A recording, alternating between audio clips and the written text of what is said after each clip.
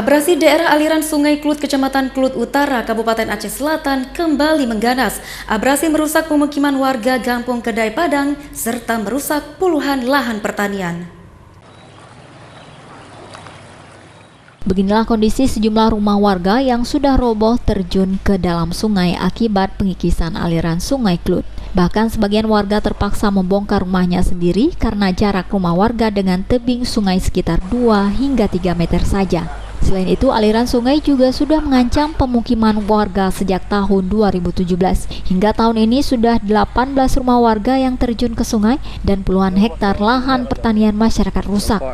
Warga berharap pemerintah agar dapat fokus terhadap bencana yang terjadi di desa mereka.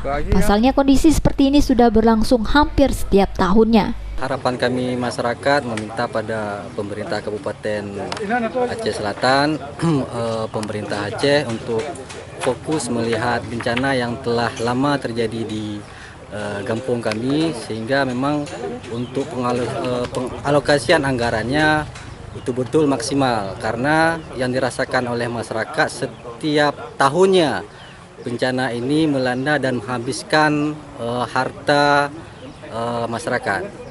Semenjak dari tahun 2017 sampai 2021 ini udah ada 18 rumah yang udah kena abrasi.